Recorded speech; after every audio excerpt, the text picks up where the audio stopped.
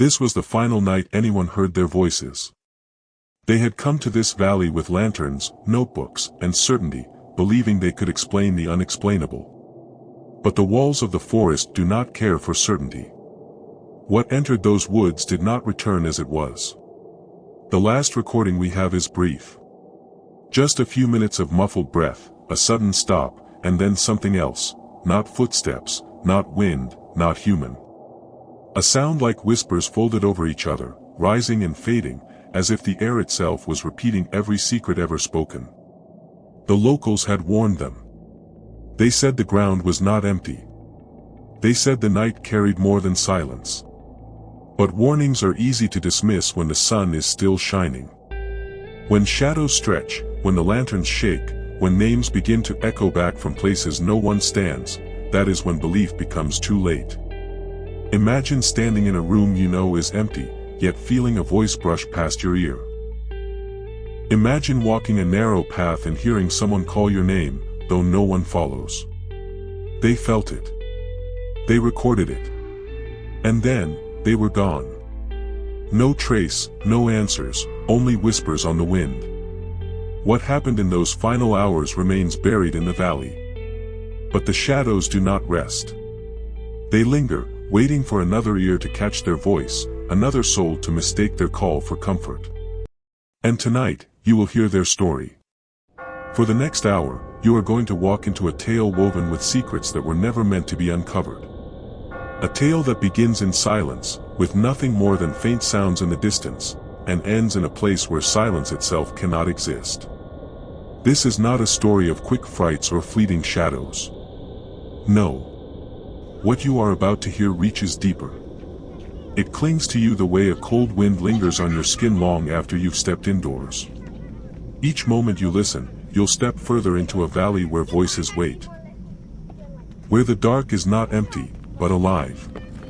You will hear of a village erased from maps, of travelers who thought themselves safe under lantern light, and of the voices that called their names when no one else stood near. You will feel the weight of footsteps that never belonged to the living. You will see how fear bends people, how it breaks them, and how shadows learn to take what they want. Stay until the very end, because the last revelation is not just a twist in the story, it is the moment you will question your own reflection, the outline of your body on the wall, the whisper you thought was just the wind. This tale will not leave you easily.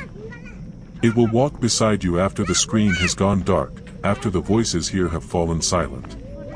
And when you find yourself alone tonight, listening closely, ask yourself one question: was that sound only in your head? Or is it the first whisper of something waiting? For the next hour, you will be taken into a story that does not let go. A story woven from voices that never quiet, footsteps that never stop, and shadows that never leave. This is not the kind of tale you forget when the lights come back on. It is the kind that waits for silence, then returns. It is the kind you carry with you, even when you do not want to. You will hear of a place abandoned by maps, hidden deep enough that sunlight feels thin, and every sound seems too close.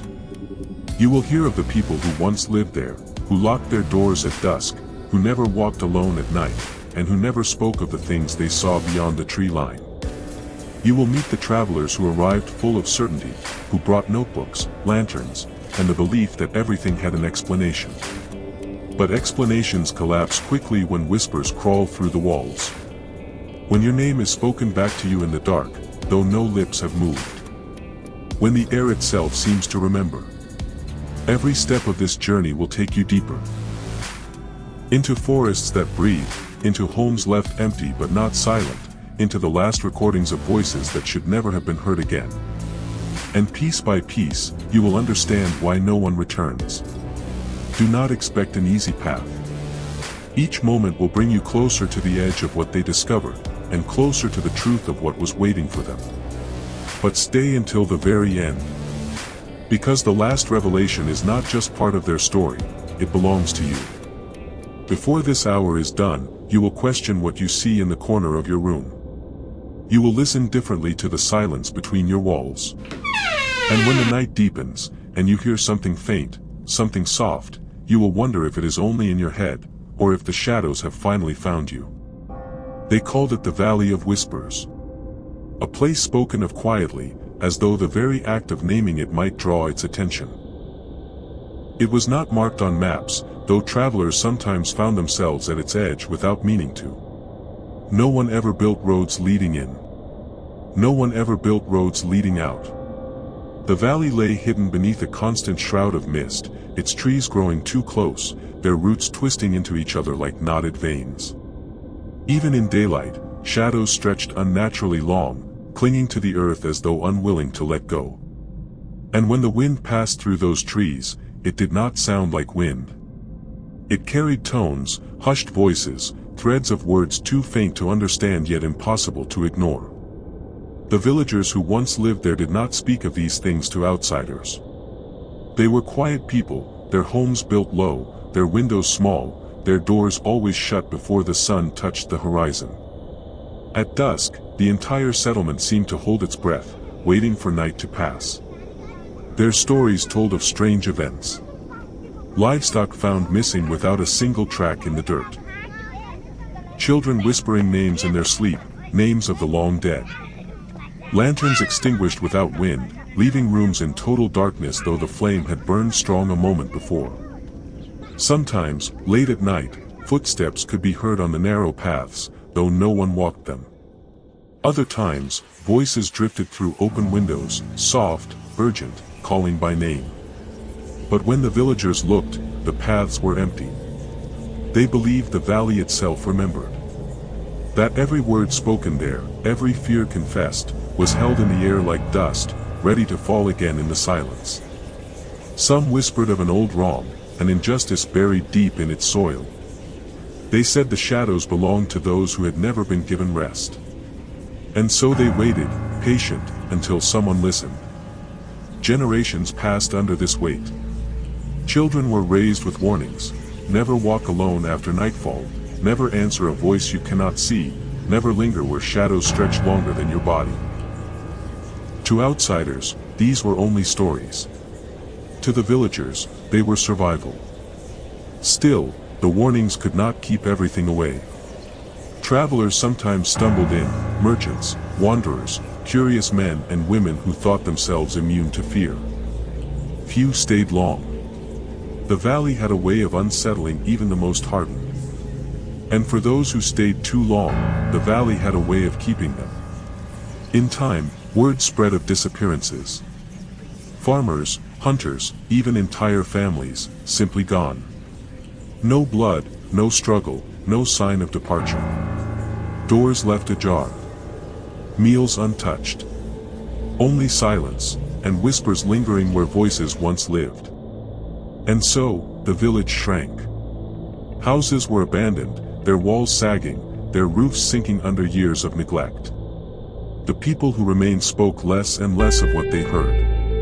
They said the shadows grew restless when noticed. To name them was to invite them closer.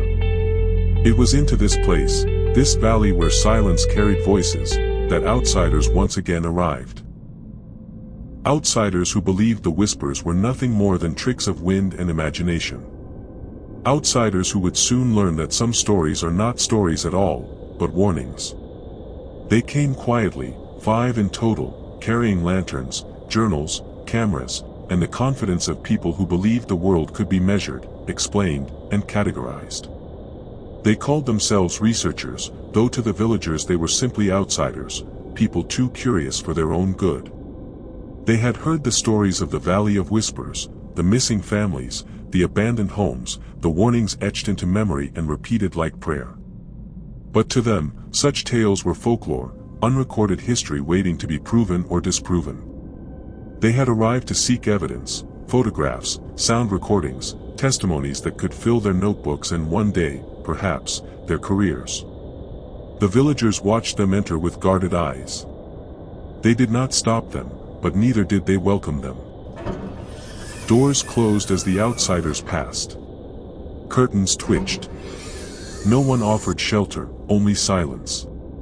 And so the researchers made their camp at the edge of the village, in an abandoned house whose roof still held and whose walls still stood. It was a place long untouched, its windows clouded with dust, its floorboards sagging but intact. On their first night, the strangeness began. As they settled into their cots, lantern light swaying gently on the cracked plaster walls, they heard it, faint voices drifting through the broken glass of the windows. At first, they dismissed it as wind, the movement of trees bending in the valley air.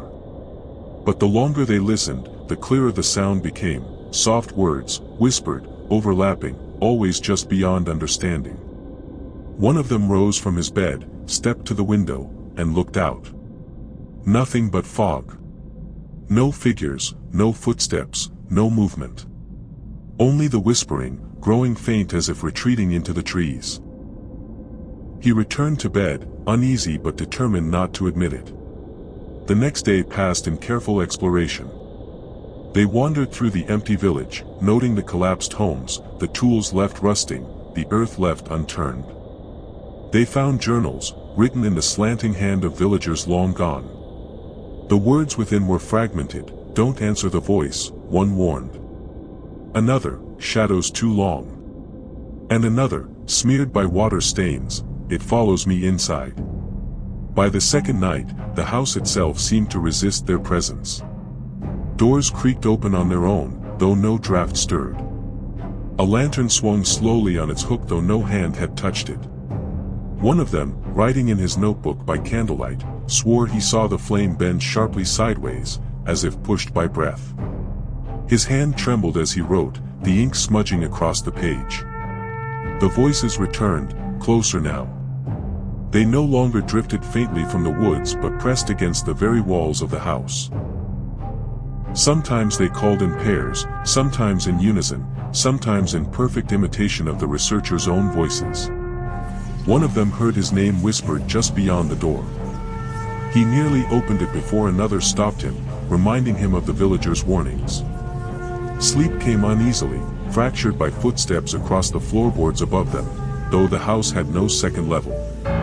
And in the quiet hours before dawn, one woke with the feeling of being watched. His lantern still burned, but the corner of the room seemed darker than it should have been, as though the shadow there had thickened, grown denser, heavier. He looked away quickly, refusing to meet it again until morning light arrived. And so the outsiders began to understand, though none of them dared speak it aloud, the valley was not empty. The village was not silent. Something waited in the dark, watching, whispering, testing how close it could come. By the third day, the outsiders were no longer confident observers. They were participants, though they had not chosen to be. The valley had noticed them. Each hour brought new disturbances. Objects shifted without hands to touch them. Footsteps echoed on the wooden floors of the abandoned house, deliberate and measured, though every member of the group was accounted for. Doors swayed open and closed as though moved by unseen visitors. At first, they whispered explanations, air pressure, wood settling, drafts slipping through broken windows. But each excuse grew weaker as the sounds grew clearer, closer, and undeniably deliberate. The villagers, though silent at their arrival, could no longer hide their unease. By late afternoon, shutters closed with heavy hands, and doors were bolted before the sun had fully lowered. No candlelight glowed in the streets once night arrived. The village lay in a darkness so absolute, it seemed abandoned, save for the faint outline of figures seen behind curtains, motionless, listening. When the researchers asked why, only one villager answered, his voice shaking as he spoke through a half-open door. "The night is not for us," he said simply, before closing it again. The warnings, once dismissed, now lingered. They carried them into the woods the following morning, determined to trace the whispers back to their source. Lanterns in hand, they followed narrow paths that wound deeper into the valley, their boots pressing into damp soil. The air was heavy, and though no breeze stirred the branches, they swayed as if brushed by unseen movement. And then they saw them, the carvings. Dozens of trees marked with deep gouges, each shape unmistakable, eyes. Some were small, barely larger than a coin, staring from the lowest branches. Others stretched across the bark, carved wide and unblinking, as though the forest itself had grown 100 watchful faces.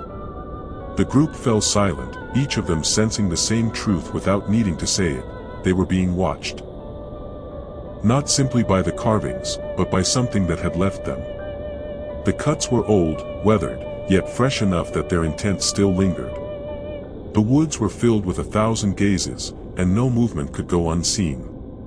That night, the voices returned stronger than ever. They circled the house like a storm, rising and falling, whispering in tones that carried both invitation and warning. Sometimes they spoke in unison, layered and endless, and other times they mimicked the exact sound of a single voice, familiar, intimate. One researcher froze when he heard his mother's voice, soft and broken, calling his name from outside the window. Another swore he heard the sound of children laughing just behind the door. The doors rattled. Windows shook. The floorboards moaned under the weight of something walking where no one stood. Fear gnawed at them, not in sudden bursts, but in steady, unrelenting waves. Every sound, every shadow, felt like a test. And still, curiosity drew them further.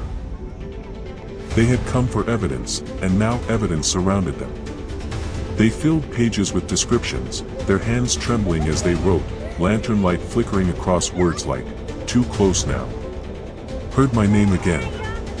Saw eyes open in the wood.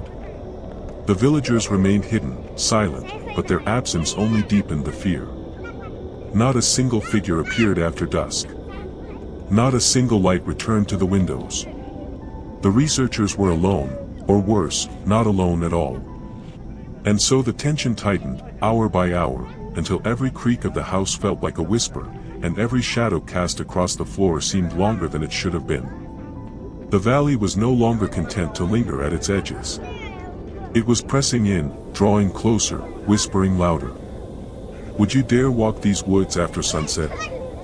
Would you carry a lantern beneath branches lined with watching eyes? Or would you lock the door, blow out the light, and pray that the night passes without calling your name? The nights in the valley were long, but this one felt endless.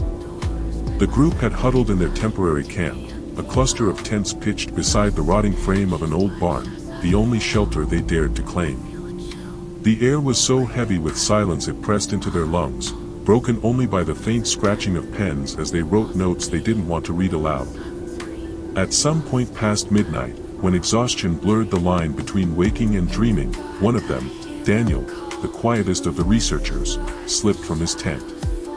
No one saw him leave. No footsteps were heard, no zipper unfastened. In the morning, the sun rose to reveal an absence too sharp to mistake.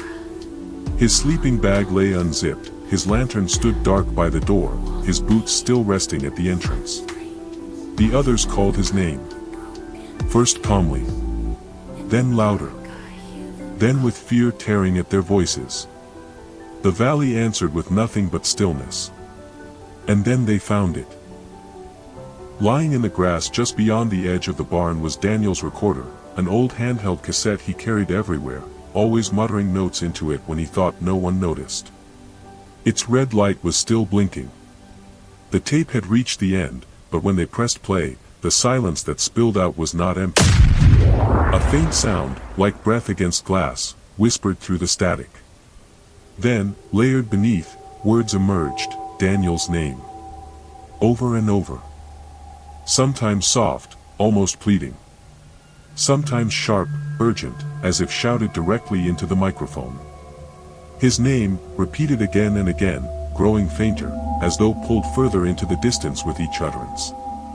The group fell silent as the tape played on. The voices never said anything else. No cry for help. No struggle. Just his name, spoken in tones that were not his own. Panic rippled through the camp. Two of them argued about leaving immediately, abandoning the study and returning before whatever had taken him came for them too. Another insisted that Daniel had wandered off, that the valley's reputation had pushed him into some kind of episode. But the truth hung between them like a noose. Daniel had not simply walked away. His supplies were untouched. His boots remained where he had left them. No tracks in the soil led away from camp. Whatever had happened, it had happened without sound, without warning, and without struggle. Still, the pull of their mission bound them in place. Fear fought curiosity, and curiosity won by a threadbare margin. They had come to uncover the secrets of the valley, and Daniel's disappearance was now part of that truth. If they left, it would remain buried forever. So they stayed.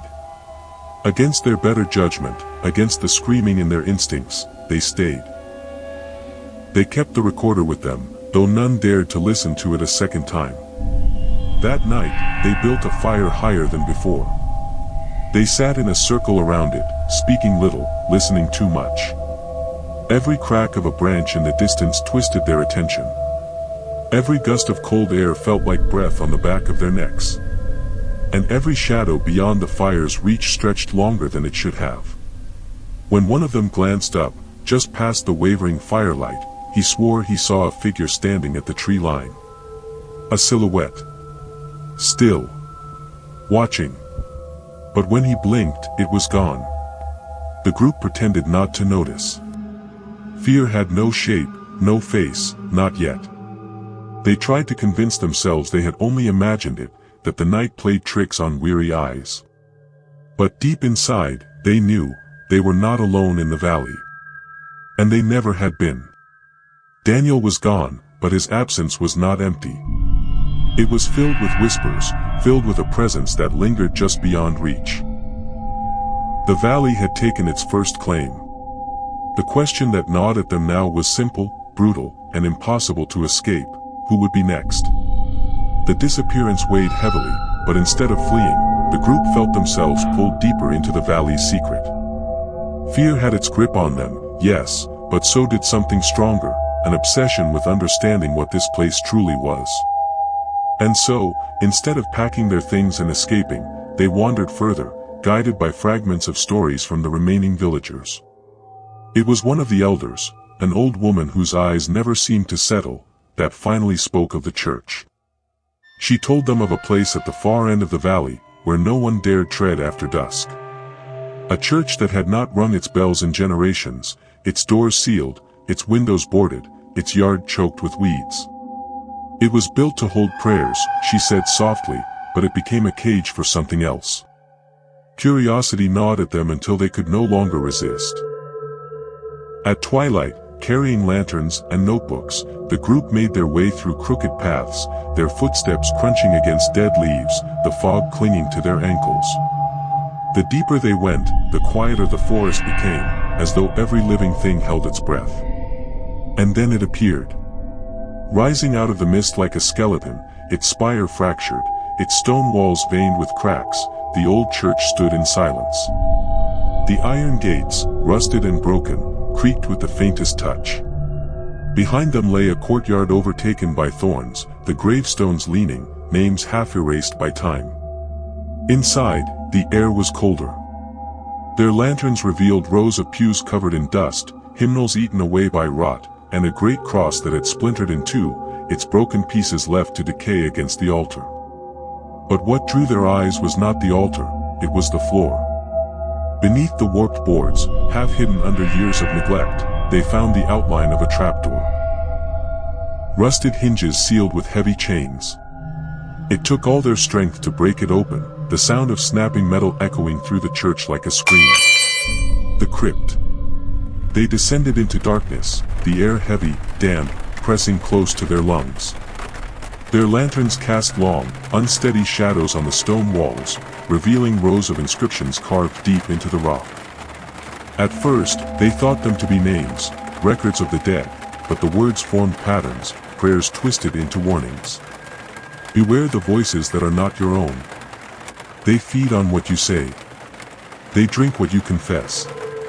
The shadows remember. One of them read aloud another inscription, his voice shaking, shadows that feed on voices, bound by silence, waiting for release. And suddenly, it made sense. The whispers in the valley were not carried by the wind. They were the voices of those who had once lived here, voices stripped from bodies long forgotten, repeating endlessly, seeking to be heard. The villagers had not been wrong. The shadows were not formless. They belonged to the unjustly dead, men, women, and children whose lives had been stolen, whose stories were buried in the soil of the valley. Their whispers were not random. They were echoes of grief, anger, vengeance unfinished. Back above ground, the group confronted the old woman again, demanding the truth. Her silence stretched long before she answered. And then, with a trembling hand, she told the legend. Long ago, she said, the valley was not empty, it was rich, thriving, filled with life. But greed and betrayal cut deep. Strangers had come, promising trade, promising fortune. What followed was not fortune but violence. Blood was spilled unjustly, bodies left unburied, their cries ignored. And the land remembered. They are bound here, she whispered, their voices caught between worlds, feeding on any who listen. They cannot rest until they are heard, until their vengeance is complete. The group listened in silence, though every word fell like a weight upon them. For in their notebooks, in their recordings, they had been listening since the moment they arrived. They had already given the shadows what they wanted, ears to hear, voices to answer. And still, deeper questions remained. Who were these dead? What vengeance did they seek? And why had the church sealed them below rather than laying them to rest? The mystery had grown darker. The valley was no longer just a place of whispers, it was a graveyard of secrets, waiting for anyone foolish enough to listen. The valley no longer whispered. It screamed. What once had been faint voices at the edge of hearing now roared through the nights. They overlapped, dozens, hundreds, crying, pleading, mocking, accusing. Some called the names of the living. Others repeated words in languages none of the researchers could understand. The air vibrated with sound, so heavy it made their chests ache, their ears ring, their minds fray at the edges. The group could not rest.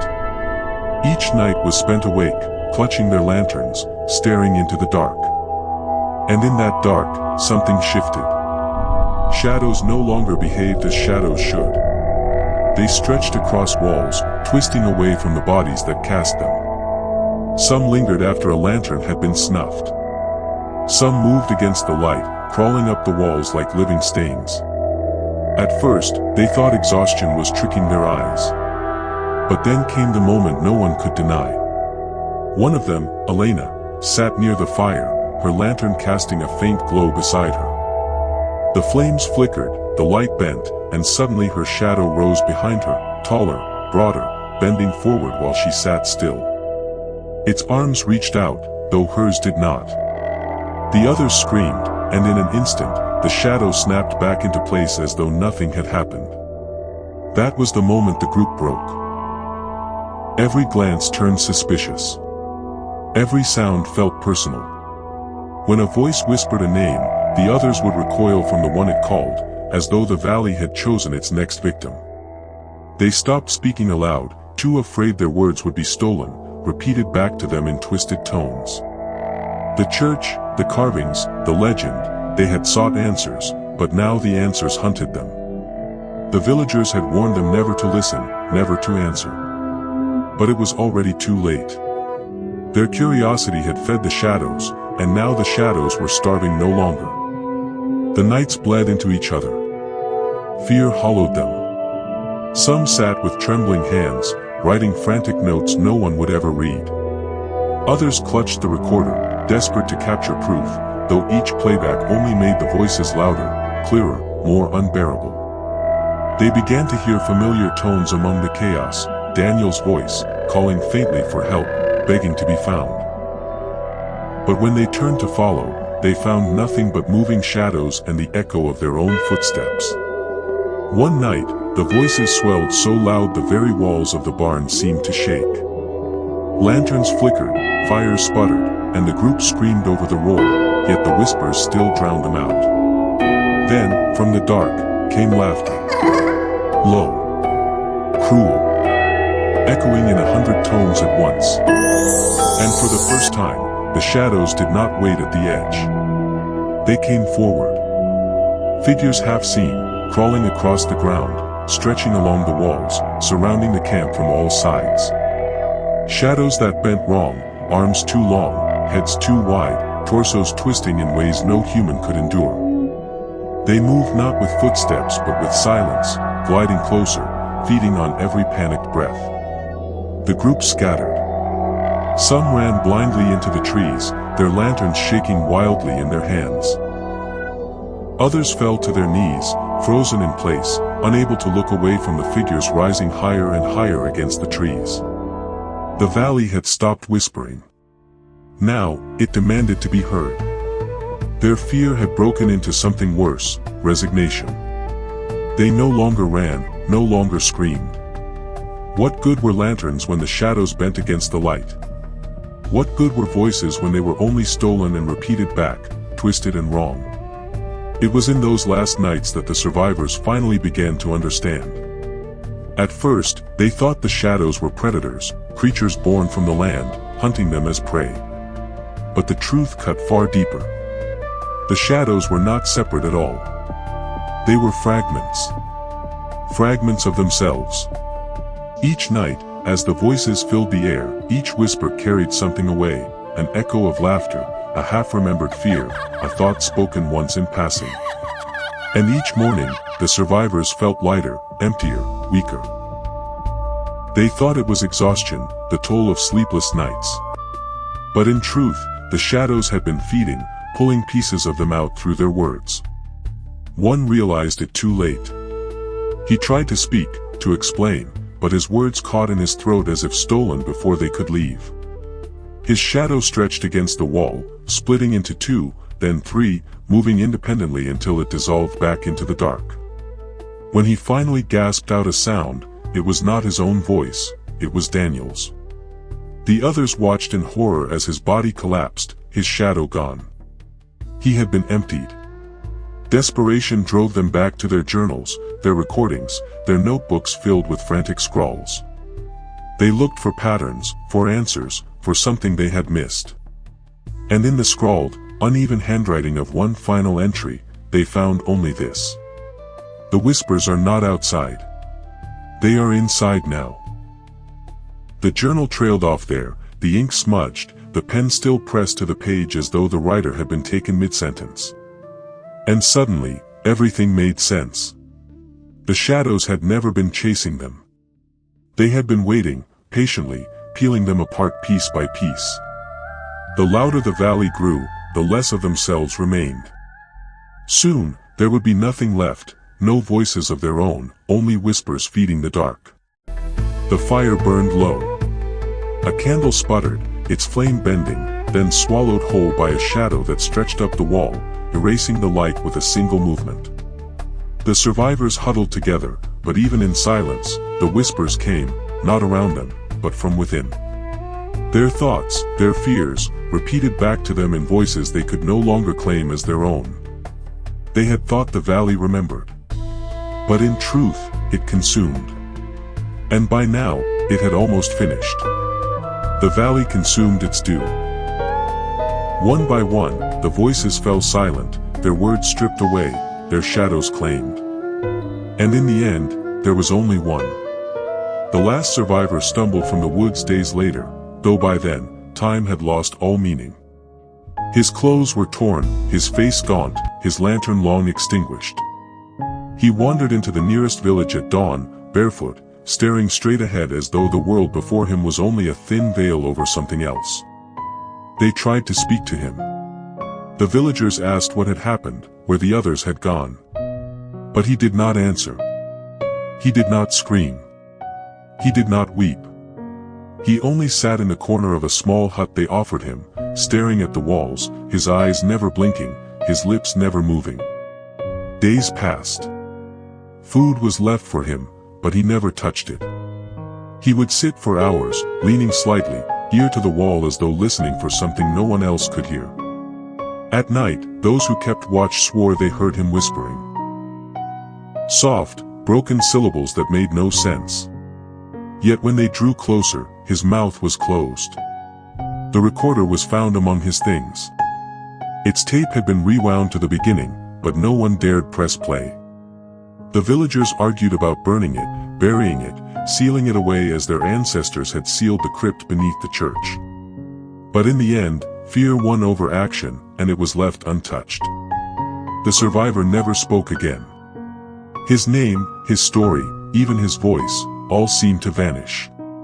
He lived, if you could call it living, in silence, his ears always straining, his eyes always watching the corners where shadows gathered.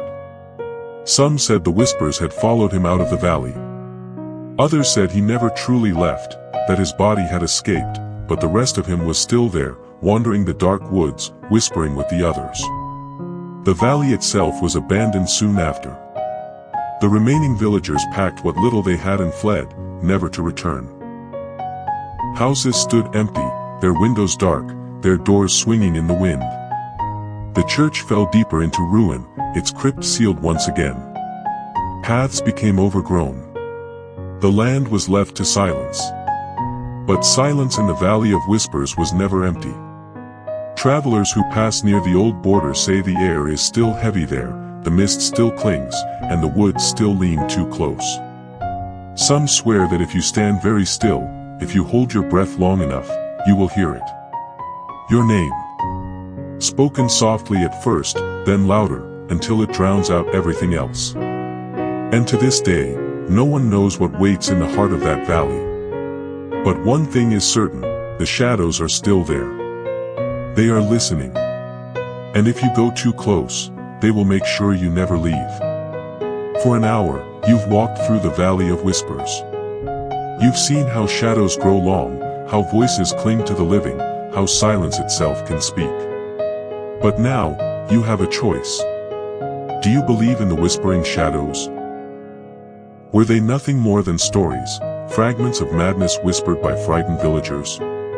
Or do you believe what the survivor could never say aloud, that they are still here, listening, waiting for anyone who dares to remember their name? Comment below. Tell us what you think. Was it legend, or was it truth? And if you want more tales that do not fade when the screen goes dark, more voices that keep you awake long after the light has gone, then do not leave this place empty-handed. Subscribe, because this was only the beginning. There are more valleys. More doors never meant to be opened. More shadows that have not yet been given a voice. And perhaps, one of them, is closer than you think.